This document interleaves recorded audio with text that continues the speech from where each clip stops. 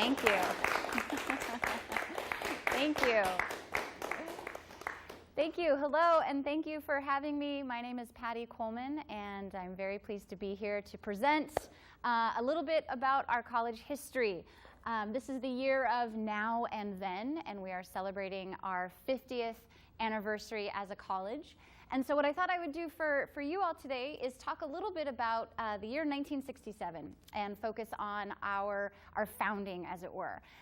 Certainly in this amount of time, you know, all teachers say this, we don't have the time to do everything and do our entire history, but what I thought we would do today is just talk a little bit about some of the key moments and some of the highlights of our founding, and a little bit about who we came to be. So again, thank you to the department here, and to Candy and Michael and John for inviting me to do this, and thank you all to the students in the back who are helping to produce this. It's really a pleasure to be here. So let's get right into it. Our history, as it were, ladies and gentlemen, does in fact have roots in Ventura College. And I know we say that with a little bit of disappointment, but the fact is, in Ventura County, our first community college, and it was called a junior college back in the early 20th century. That was the name, junior college. The first junior college in the county was Ventura. And it was Ventura, it was part of the Ventura Union High School system, and it was founded in 1925. So pretty early on. There were some other junior colleges in the state that were founded even earlier than that. But here in Ventura County, it was Ventura College, 1925. So we do have roots with Ventura College. Over the next several decades, though, the county grew quite a bit. And I think some of you probably know, certainly World War II brought a massive population boom to Southern California. War jobs, war industry, a lot of people moving west. So during the 1940s, there was a big influx of population within the county. But really, it was after World War II in which we saw the biggest change in demographics, not just in Ventura County, but also in the entire country. And that, of course, was the baby boom. Some of you might know what I'm talking about. The baby boom was the single largest generation in the United States. And those were children who were born immediately after World War II was over. The single largest generation in the United States, and they are going to need an education. The other thing that really did kind of put some pressure on Ventura County as far as education and our institutions that we had was those returning soldiers themselves, though, with the GI Bill.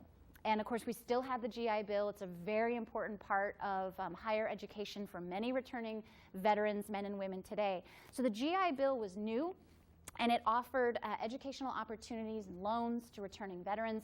So suddenly you have this large population returning from the war who wants to go to school, colleges, universities, but then you also have them settling down, having families, and this massive baby boom. All of that comes to a head. And by 1960, California recognized that we needed to expand our opportunities for this growing population for higher ed.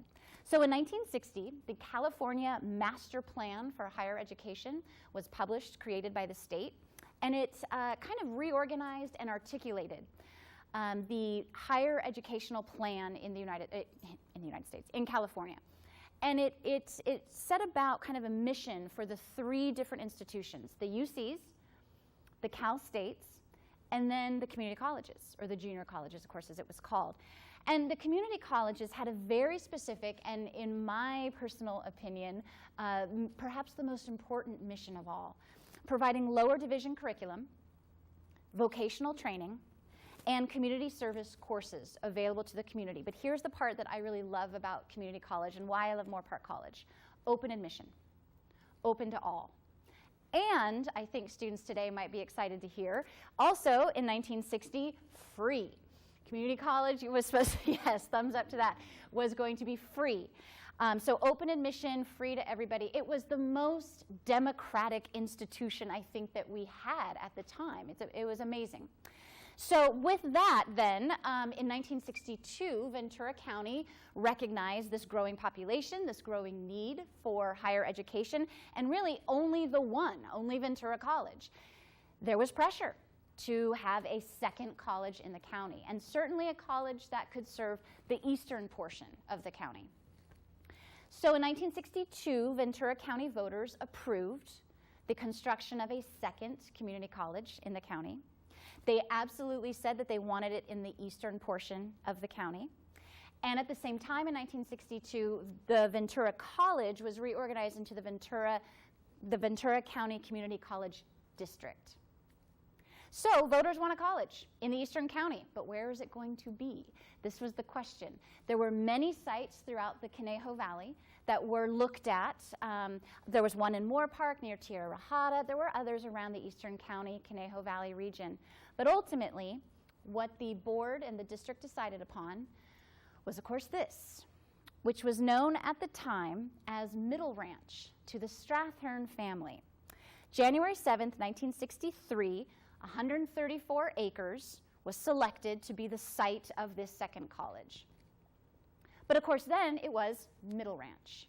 And I mentioned the Strathern family, and those who are local to the area might know that name. The Stratherns were a long standing family in the Simi Valley area. Robert and Mary Strathern purchased 15,000 acres of the old Spanish Rancho Simi.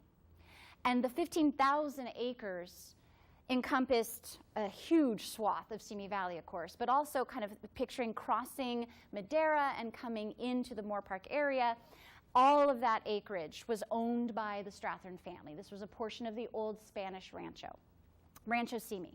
So the Stratherns purchased that in 1889, and eventually their son Jim grew up, got married, had a family of his own, and lived here at Middle Ranch. So this family, the Strathern family, now kind of the second generation, Jim and Roxy Strathern, which you can see in this photograph here. This is, by the way, one of the old Moore Park College Reporter newspapers, the student newspaper here. Jim and Roxy raised a family here, right where our campus now stands. Middle Ranch was primarily used for raising grain for the Strathern cattle herd. So our campus now, you guys know this, those of you who walk up the hill or walk, from the academic center over to Edom, our campus is very hilly and not real conducive to, flat land for farming or houses. So really, most of the hilly part of campus today, that was used for grain, basically, to feed the cattle herds, the massive Strathern cattle herd. Then down on the flatland, which is, if you kind of think about going down the hill, so to speak, kind of closer down to where the Starbucks and the McDonald's and the gas station, that area down there, and there's a little park down there, where it kind of flattens out.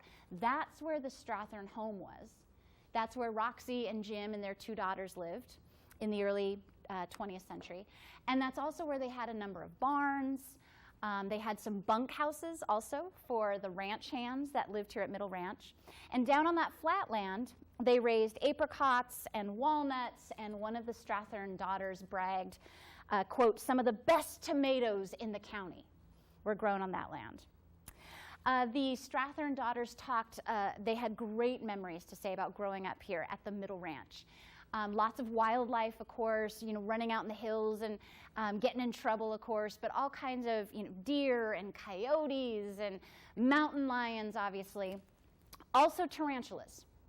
And if I don't remember later on, somebody in the audience remind me to bring up the tarantula story. But the Strathern daughters talked about there were tons of tarantulas running around on these hills up here.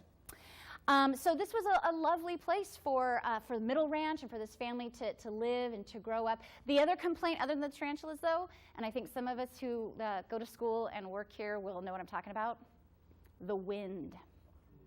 Those winds coming down off the canyons were so strong. And of course, back then, they're raising wheat, the dust would just fly towards the houses and everything. So eventually they planted eucalyptus trees down kind of along where the M&O buildings are now to block those wind and the dust storms from hitting the house. And poor Mrs. Strathern probably constantly having to sweep everything out all the time.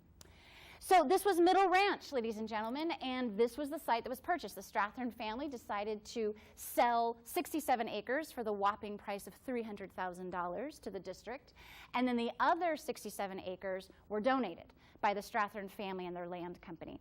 So 134-acre site, and again, that was purchased January 7th, 1963. So we've got a site. Then, in 1965, an $8 million bond measure was approved by the voters of Ventura County. There was an advisory committee of local community members who were going to come together to help advise the formation of the college and give their input into what kind of vocational training, what kind of curriculum we should have. So we have all these in place, but there was still one thing that was undecided, and it was quite contentious. What about a name for this college?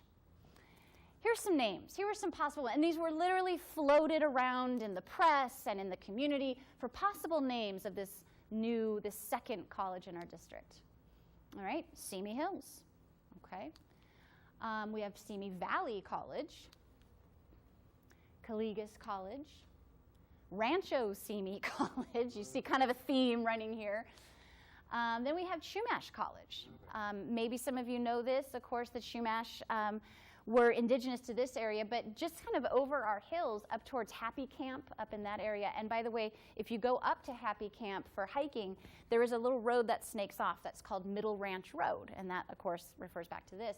But that was an important site to indigenous folks who lived here. There was also Eastern Ventura College, an indigenous word that I'm not going to pronounce and do badly. Seymour, okay, so that was obviously an attempt at reconciliation for the two communities of Simi and Moore Park. Arroyo College, and then this is an interesting one, just making up words, why not? I guess it's like Simi and then Moore, but Seymour Oak College, I don't know. So these were in the running, and these were all names that were people were voting on and discussing. But I think we can say thankfully, instead, Moore Park was the winner. Moore Park College. And I love this newspaper article, if you look up here, Simi dejected. The community members of Simi Valley were, very upset by the selection of this name. But one of the reasons, and I think kind of ultimately the reason that they went with just Moore Park College was because the post office, the post office for the college and the zip code was going to be Moore Park. So why mix it up and use Simi? That would be confusing. So they went with Moore Park College. Simi dejected. I love that. All right, so we got a site. We got some money. We got a name. And shortly thereafter, an architectural firm was chosen. Daniel Mann Johnson and Mendenhall was selected to design this campus, and grading began. And I don't mean grading like you get an A. Grading as in, as we mentioned, this was an incredibly hilly campus, and we needed to flatten out what we could. So that kind of grading is what I'm talking about. Grading began on September 7th, 1965. Construction followed just a few months later. And the hope was that Moore Park College would open up in September of 1966. Ladies and gentlemen, that would be 1 year.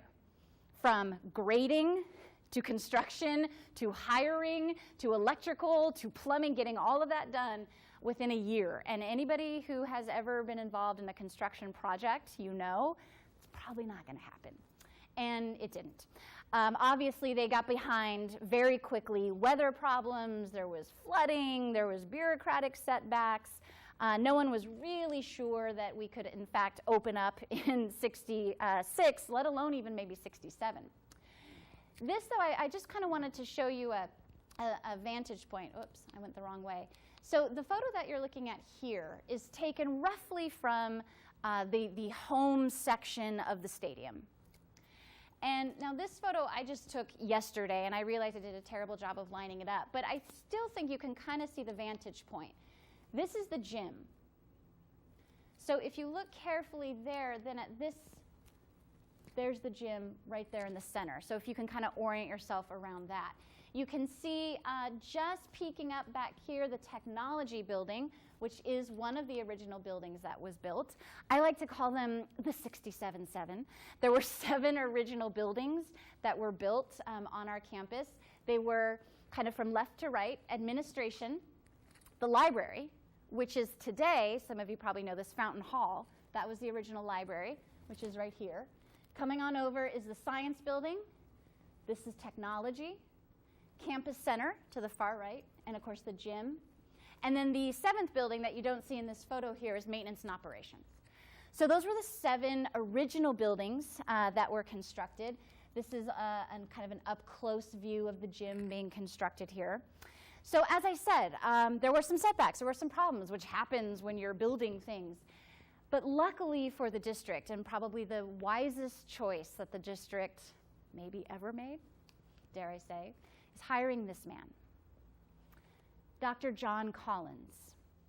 Dr. John Collins was hired July 1st, 1966, to be the first president of Moore Park College. He's the one on the left there. John Collins, in my research, and I've been lucky enough to talk to people who actually knew him, John Collins was a visionary and a force that I think really did shape who this college became. Even to today, I think his legacy is stamped on this campus in so many ways. John Collins, he went to community college himself. He got his bachelor's from Berkeley and then his PhD from UCLA. He was a World War II veteran, served in the Pacific, and I believe even took part in the Battle of Okinawa, if I'm not mistaken. Came back, obviously, after the war, had a family, as I mentioned, went to school. And then at Bakersfield College, a community college in Bakersfield, he was an instructor there, and then eventually he became a dean at Bakersfield College, and then from there was hired to come and lead the building of this brand new Moore Park College and be its first president. And he was bold, and he took risks, and he was an innovator. Some of those characteristics, I think, and I think that's what he was looking for when he was hiring. I mean, this man, this president, was the first employee of the college and got to hire who he wanted. He really had full control over who he was hiring. And of course, the hiring practices in the 60s were a little different than they are today. But the people that he hired, I think he was looking for similar characteristics. People who could come into a campus that was brand new and shape it and give it a character that also was innovative and creative and was not afraid to take risks. And I think that's who a lot of the founding faculty were. Anyway, this is a great photo, of course, of Dr. Collins sort of overseeing the construction. And even though it was still behind, people were hoping for a 1967 opening day, and he publicly came out and stated that the college, Moore Park College, would absolutely open on September 11th, 1967. He promised it, and he was going to make it happen, hell or high water. So during the summer of 1967, okay, we've got a campus, we have some buildings taking shape, we have a name, we have a president, we need students. And here we have sort of a celebrity at Moore Park College, Dr. Collins, welcoming the first student who registered at Moore Park College, and that would be Miss Carolyn Hoover there of Simi Valley. She was the first student to register at Moore Park College on August 17th, 1967. So I think that's a great photo and a woman that I would love to track down at some point. So 1967, Dr. Collins promised we'd be open on September 11th, and he kept that promise. We opened September 11th, 1967, amid a lot of upheaval in our nation. So I'm just going to take a second just to sort of remind folks of who we were in 1967, where this country was in 1967. You heard a little bit of the great music at the intro of the presentation today, but let's not forget, we were a nation at war. In 1967, Vietnam escalation was sending thousands of soldiers off to Vietnam. We also, of course, remember 1967 as the Summer of Love, San Francisco. Riots, This is actually a photo of the Detroit race riot, which unfortunately people lost their life. It was a very, for those people who lived through 67, you know this. What? Yeah, you know, it was a tumultuous time. That's obviously to say the least. So we have Vietnam, but we have this kind of counterculture. We have race riots. Of course, we also have some fun things, too, going on. We have some great films like The Graduate. But this is who we were in 1967. And I think a lot of what was happening in the country absolutely shaped who this college was going to be, what we were going to be. How could it not? You know, I think our history as a college is linked to a lot of this history that was happening, and I can touch more on that in a little bit. So just for fun, I thought we could, take a look at 1967 and sort of see what life was like a little bit. Obviously, you can get a really nice Camaro here for $2,466, but also, we've got things like minimum wage, $1.40, gallon of gas, 33 cents, not too bad. A McDonald's hamburger, 39 cents. A movie ticket, $1.25. You could go see The Graduate for $1.25. And a new house for just over $14,000. Not too bad back then in 1967. So back to the college. All right, so we open up September 11th, 1967. Excuse me while I take a quick drink. And I love this aerial shot of our campus. If you're familiar with the area, of course, you'll notice something is missing over here. There's a massive housing development that's not there. Also down kind of in the southwestern portion of the campus looking off towards Simi, the area looks a little different. But we opened up, and even though there were still some issues, we were not quite ready, but Dr. Collins said, no problem, we can get over these. There were weeds, there was mud, there was construction equipment lying around. Actually, I have heard that some students on that first day of class reported hearing jackhammering going on, so they're still literally working on things in 1967. There were snakes. There were porta potties. A couple of night classes had to be canceled because the electrical wiring wasn't all in yet. The campus center, by the way, wasn't quite finished, and so for meals, and so I guess this is a lesson that some things never change. Here's the now and then connection. There were no hot meals served here on campus when we opened up in 1967. So instead, Dr. Collins hired in some off-campus carts to come and sell sandwiches and things like that. So see, some things never change. We still don't have food being served out of our campus center right now. So things were not quite done. Labs weren't even quite ready to go. The gym was not done, but still we had students. So as I mentioned, the 67-7, and you can see them there, the 7 main buildings. And here's our founding faculty. These are the folks that opened classrooms and the library and our first counselors, even a nurse. We didn't really have a health center as we do today, but we did have a nurse here on campus. These were the founding administrators, instructors, counselors, etc. that Dr. Collins hired. And these men and women, although if you look closely, let's be honest with ourselves, mostly men. In fact, there were only 7 women in there, by the way, in the original founding faculty and administration. But the faculty members, I think, as I mentioned earlier, really did reflect the values that Dr. Collins brought with him here of innovation, that spirit of creativity and taking risks. And I'll talk a little bit about that in a minute. So there were 38 original faculty. Students, we welcomed about 1,200 day students, more night students. There were just over 1,300 night students or evening students that were here on campus when we first opened up. Also in 1967, the student body, overseen by a student government, of course, they were the ones who voted on the Raiders as a mascot, and they chose blue and black. See the connection? And as the colors. Now the Raider, what is a Raider? That was not quite ready in 67. There was a lot of possibilities on what that Raider would look like. But in 67, the student body voted on Raiders.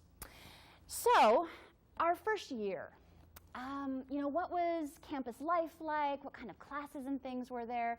Well, you might this might look familiar to some of you. This was the catalog that Carolyn Hoover was holding with Dr. Collins in that photo. And this is our first, of course, 1967-68 college catalog. And this is great because we can really kind of get a sense of what campus was like here and what the students were taking.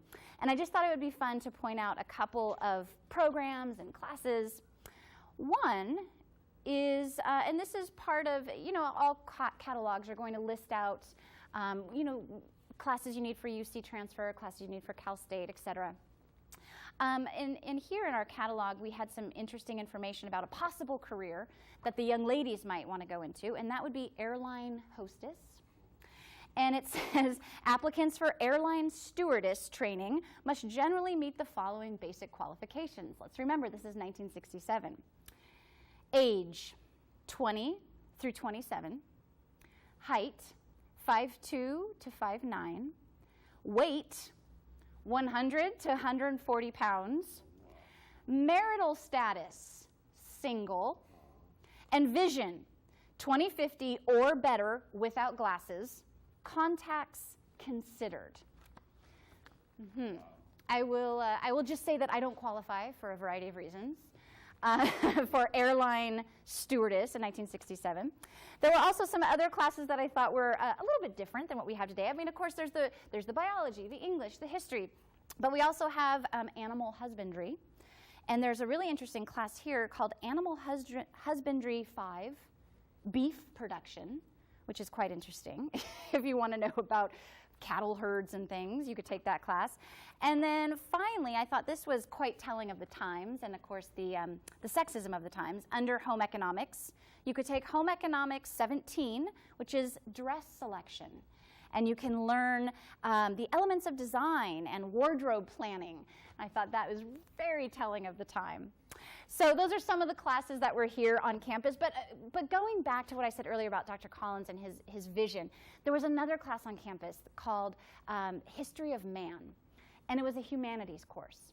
And it was available right away in 1967. It was an interdisciplinary course, 6 units. So it was a large class, a lot of assignments and a lot of hours. You went to 2 different lectures during the week.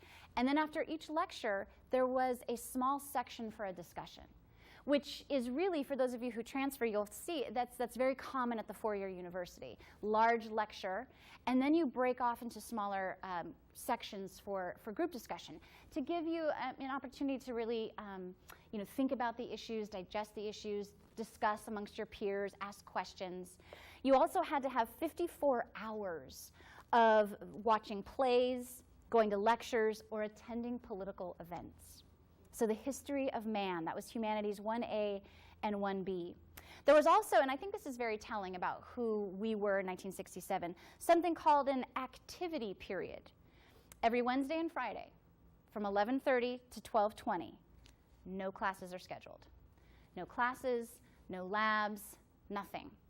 And that was so that the campus always had that time to come together as a community for concerts on the quad, for lectures, for political events, and there were many. There was also a mandatory freshman orientation class to receive your AA from Moore Park College. So I love that idea of making sure that our incoming students were prepared, knew what was expected of them. And I think it shows that we valued them and wanted them to succeed. Also, there was an incredibly robust lecture and concert series in 67 to 68. Ray Bradbury came to this campus and spoke. Ralph Nader came to this campus and spoke. Ansel Adams came here and spoke. Most of these taking place in our campus center. So again, I think some of those are examples of our values that Dr. Collins and the faculty brought to this campus, again, of freedom of thought and expression and questioning and innovation and taking some risks.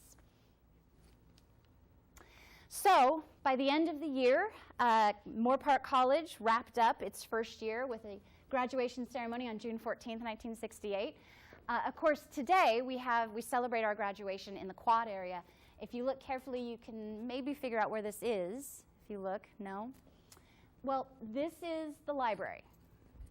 Again, Fountain Hall. So today's library, the Library and Learning Resource Center, sits right here in front of it. But where we are right here, you can see the brick. This is the gym plaza. Looking up the hill, if that kind of orients you. So the academic center would be over here, that type of thing. So this was the first graduation on June 14th, 1968.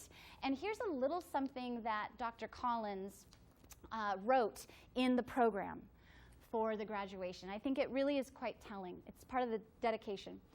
A college is not a congeries of buildings, but is rather an expression of faith in the future. A college brings together those who would seek to learn and those who are learned. A college is founded on a deeply felt and tenaciously held conviction that ideas, concepts, and principles are all subject to examination. The family, students, and staff of Moore Park College join with me in dedicating themselves to the development of a school worthy of the name college. John Collins, president. So when I kind of reflect back on the founding of our school and our founding faculty, our founding students, what they did here on this campus, I like to think that we have honored that tradition, at least some of the tradition that they set out for us. And so again, the kind of theme of the talk today is now and then. So let's take a look at who we are now, a little bit anyway. All right, our student body has grown quite a bit. As I mentioned, I gave you some figures at the beginning here. Today we're at 15,000 students. And that represents over 150 foreign students, by the way, representing over 50 different countries. We also here at Moore Park College have unbelievably, I think, maybe I'm a little biased, innovative and dedicated faculty and staff, like our health center, our student health center, which in '67 we had one nurse on this campus. Now we have a center with many staff members to provide not just medical services, but psychological counseling, mindfulness training. And again, I think that reflects some of the innovation and the commitment to students and their well-being that we can see in '67. Who else are we today? Well, another innovative faculty member, Cynthia Barnett, leading one of the strongest honors programs in the state for community colleges. We have a zoo. No one else can say that. EDM, Exotic Animal Training Management Program. That was a risk. Multicultural Day, a strong tradition. And again, remember, Dr. Collins in his dedication said, we must examine. We are a community of learners, bringing together those who want to learn and the learned to question and examine. That's what Multicultural Day is, folks. That's what we've been doing on this campus for, I think 27 years now. And again, founded by one of our historians, Ranford Hopkins. We also now have a state-of-the-art stadium. You saw in that earlier picture, kind of just a pile of dirt. We have a stadium. We have this beautiful all-weather track. And we have, I think, something to be really proud of, not just 12 California Community College Athletic Association state championships, not just 17 bowl appearances, but 8 students from Moore Park College that were nominated for the California Scholar Athlete Award. I think that says something about who we are. And, of course, our observatory, which has now become very important in the community and is seen as a leader in the community. And last, the #1 community college forensics team in the nation at Moore Park College. So and again, some of you may have heard this before, Moore Park College was ranked #1. Moore Park College was ranked #4, then this and that. And I don't know about rankings. What I do know is when I see students like this, and I see staff, and I see faculty, and I see our athletics, and I see all these different organizations here on campus, I see 1967. And I see that spirit that Dr. Collins brought is still alive and well, but I think it is up to us to keep it. Because I think if we get complacent, we might let that slip, and then we'll lose who we are in our spirit. So if we're all dedicated to those principles, I think we can continue to be #1 or 4 or whatever else they rank us. But I still think Moore Park College will continue to be a special place. So thank you very much for listening and being here. And if there's any questions, I'm more than happy to take them as I duck to get water. Is there any question? Oh, thank you. Any questions about anything? Yes, sir. Tarantula story. Oh my gosh, the tarantula story. Okay, so I cannot verify this, and as a historian, I must say that. But apparently, when they were building the original library, and again, that's going to take really long. Okay. Never mind. When they were building the library, and if you all can picture Fountain Hall, I mean, the reason why it's called Fountain Hall is that shallow reflecting pool, and it did actually used to have fountains, by the way. It used to be really lovely. When they were building that, and when the campus was first opened, the Strathern daughters said that they would see these massive, I don't know what you call them, the biologists know, herds or some groups of tarantulas coming down off the hill, crossing the road to go get drinks in the fountain. And I don't know if tarantulas drink water. I don't know, so I don't know if this is accurate. But she said they used to just come in droves and cross the road. Then when the campus opened and students started driving here, then the tarantula problem was kind of taken care of, I suppose, and they stopped coming. Yeah, a little bit. But again, that was one of the fun stories. Any other questions? So don't walk around barefoot on campus. Maybe that's the lesson. Hey, don't mean to sound facetious, but how did you rehearse all that dialogue? That was really incredible. Oh, thank you. Well, thank you very much. But when I've spent some time researching our history, and I'm very passionate about this college. It's not just a place where I go to work. It's something that I really believe in, and so it's fun. It's fun for me to talk about it. But thank you. It's all there. It's just all in your head. Oh, I got notes. I got notes. I got highlighted notes. But yeah, it's when and you guys know this when you're studying for stuff. If you're invested in it, if you enjoy it, it gets in your head. So, anything else? Oh, sorry, Nina. All right. Well, thank you very much, everybody.